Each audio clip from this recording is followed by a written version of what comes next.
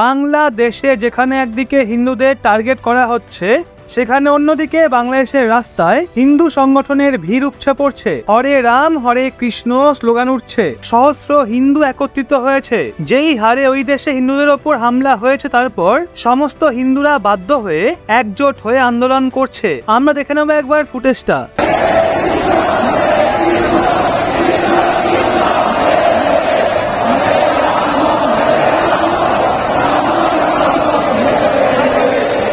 হিন্দুদের ওপরে হওয়া অত্যাচারের বিরোধিতা তারা করছে। অত্যাচারের বিভিন্ন ফুটেজ সোশ্যাল মিডিয়াতে ফুটে উঠছে। এই নিয়ে আবার এক পক্ষ বলছে এসব নাকি ভুয়ো। বলছে কি আপনারা এই গ্রহের প্রাণী তো না, মানে মনে তো হয় না। এদিকে ভয়াবহ একটা খবর বেরিয়ে আসছে কিষানগঞ্জ থেকে, যেখানে বাংলাদেশিরা অনুপ্রবেশের চেষ্টা করেছে। পশ্চিমবঙ্গের ইসলামপুর বর্ডার এলাকায় অনুপ্রবেশের চেষ্টা চলেছে।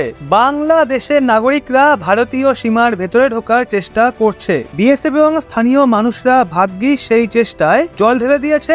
অনুপ্রবেশকারীদের বুঝিয়ে আবার ফিরিয়ে দেওয়া হয়েছে। ভারত বাংলাদেশ সীমান্ত অ্যালার্ট রয়েছে, কিন্তু তার মাঝেও ভারতে ঢোকার চেষ্টা চলছে। পশ্চিমবঙ্গের ইসলামপুর বর্ডারের কাছে এই ঘটনা ঘটেছে। বর্ডারের এই এলাকা বিহার সংলগ্ন, কিষানগঞ্জের খুবই কাছে অবস্থিত। বেশ ভালো সংখ্যায় বাংলাদেশি ভারতীয় সীমায় প্রবেশ করার চেষ্টা করছিল। যেই ধরনের সিচুয়েশন এখন দেখতে পাওয়া যাচ্ছে, তার জন্য বর্ডার এরিয়াকে ভীষণই সিরিয়াসলি দেখা হচ্ছে।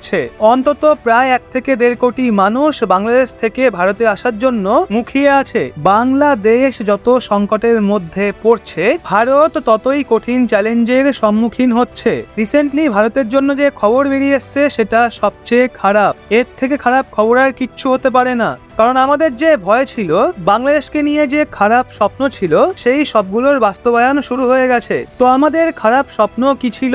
বাংলাদেশ যেন আমাদের জন্য আবার নতুন পাকিস্তান না হয়ে ওঠে। আজকে এটা একভাবে অফিসিয়ালি কনফার্ম হয়ে গেছে। স্ক্রিনের দিকে তাকান, রিপোর্ট বেরিয়ে সামনে এসছে বাংলাদেশ থেকে। বাংলাদেশের যে পার্টি রয়েছে বিএনপি, মানে বাংলাদেশ ন্যাশনালিস্ট পার্টি, যেটা বর্তমানে বাংলাদেশের সবচেয়ে বড় পার্টি। কেননা শেখ হাসিনার যে দল ক্ষমতায় ছিল আওয়ামী লীগ, সেটা একেবারে ছন্ন ছাড়া হয়ে গেছে। কারণ আওয়ামী লীগের পার্টির নেতাদের হয় এখন খুঁজে খুঁজে মারা হচ্ছে, নয়তো দেশ থেকে তাড়িয়ে দেওয়া হচ্ছে। এক্ষেত্রে আওয়ামী লীগ পার্টি বাংলাদেশে এক প্রকার সাফ হয়ে গেছে। সেই জন্য ওখানে দ্বিতীয় নম্বরে যে পার্টি ছিল, সেটা বাংলাদেশের বিরোধী দল, মানে বিএনপি, বাংলাদেশ ন্যাশনালিস্ট পার্টি, যার নেত্রী খালেদা জিয়া। আর এরা কট্টর ভারত বিরোধী এবং বর্তমানে সেখানকার সবচেয়ে শক্তিশালী পার্টি। আর যখনই নির্বাচন হবে, লিখে নিন খাতায়, এই পার্টির জেতার চান্স 100%। এবং সম্ভবত এই পার্টির প্রধানমন্ত্রী বাংলাদেশে ক্ষমতায় আসবে। সেই জন্য এই পার্টি এখন নিজের রং দেখানো শুরু করে দিয়েছে। বিএনপি পার্টি অফিসিয়ালি বলেই দিয়েছে,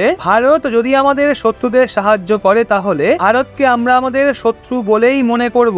আগের দিনের ভিডিওতে সেটা বলেছিলাম। আর সেই শত্রুকে শেখ হাসিনা। দেশ ছেড়ে ভারতে আশ্রয় নেওয়ার আগে নাকি পদত্যাগ করেননি বাংলাদেশের প্রাক্তন প্রধানমন্ত্রী শেখ হাসিনা। এমনই বিস্ফোরক মন্তব্য করেন হাসিনা পুত্র সাজিব ওয়াজিদ। সংবাদ সংস্থা রয়টার্সকে দেওয়া একটা সাক্ষাৎকারে তিনি একথাই বলেন। ওয়াশিংটন থেকে রয়টার্সকে হাসিনা পুত্র বলেন, আমার মা অফিসিয়ালি কখনোই পদত্যাগ করেননি। উনি সময় পাননি। উনি একটা বক্তব্য দেওয়া এবং পদত্যাগ পত্র জমা দেওয়ার পরিকল্পনা করেছিলেন, কিন্তু ততক্ষণে বিক্ষোভকারীরা প্রধানমন্ত্রীর বাসভবনের দিকে মিছিল নিয়ে এগিয়ে আসতে শুরু করে। সময় একদমই হাতে ছিল না, ব্যাগ পর্যন্ত গোছাতে পারেননি। সেই জন্য সংবিধান অনুযায়ী তিনি এখনো বাংলাদেশের প্রধানমন্ত্রী। সাজিব ওয়াজিদ আরো বলেন, দেশের রাষ্ট্রপতি, সেনাপ্রধান এবং বিরোধী রাজনৈতিক দলগুলোর সঙ্গে আলোচনা করে সংসদ ভেঙে দেওয়ার সিদ্ধান্ত নেওয়া হয়েছে। কিন্তু প্রধানমন্ত্রীর অফিসিয়াল পদত্যাগ ছাড়া এই অন্তর্বর্তী সরকার গঠন আদালতে চ্যালেঞ্জের মুখে পড়তে পারে। হাসিনার দল আওয়ামী লীগ দেশের পরবর্তী নির্বাচনে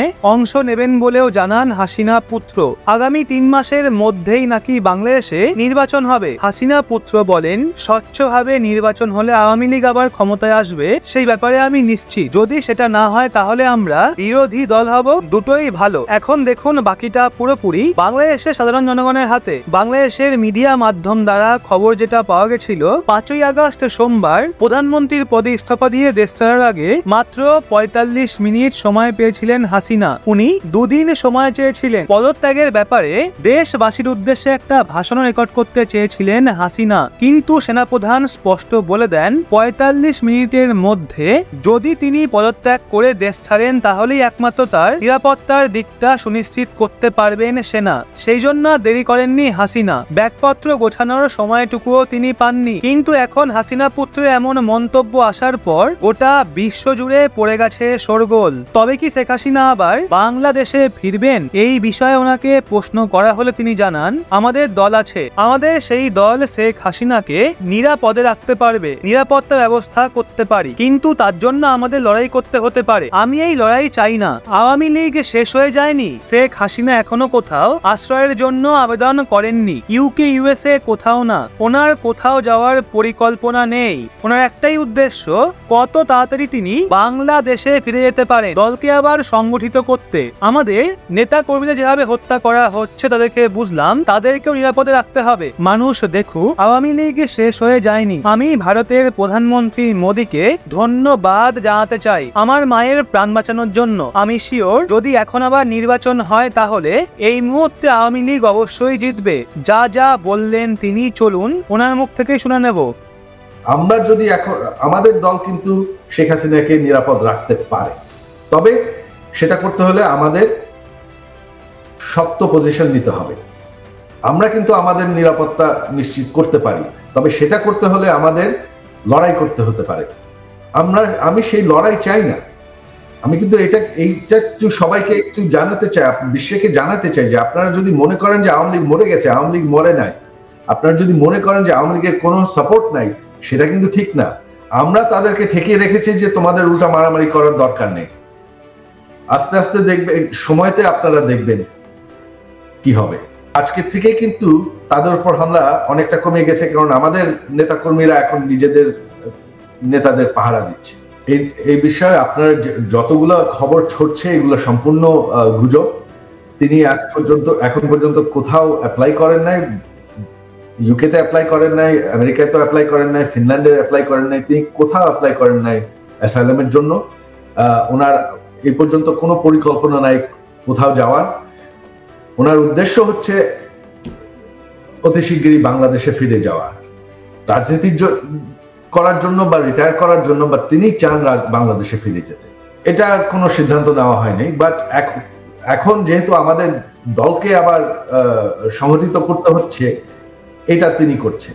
হ্যাঁ, সেটা আমরা সবাই অভিমান করেছিলাম। তবে পরের দিন যখন দেখি যে আমাদের নেতাকর্মীদেরকে হত্যা করা হচ্ছে, তখন আমরা বললাম যে আমাদের নেতাকর্মীদেরকে ছেড়ে দেওয়া যাবে না, তাদেরকে অর্গানাইজ করতে হবে, তাদেরকে নিরাপদ রাখতে হবে, আর আওয়ামী লীগের শক্তি দেখাতে হবে, আওয়ামী লীগের পলিটিক্যাল মুভমেন্ট আবার শুরু করতে হবে। মানুষ দেখুক যে আওয়ামী লীগ শেষ হয়ে যায়নি। বেশি কথা হয়েছে, কি কথা হয়েছে আমি জানি না। তবে আমি প্রথমেই প্রধানমন্ত্রী মোদীকে আমার কৃতজ্ঞতা জানাতে চাই, আন্তরিক কৃতজ্ঞতা। আমার মার প্রাণ বাঁচিয়ে দিয়েছেন।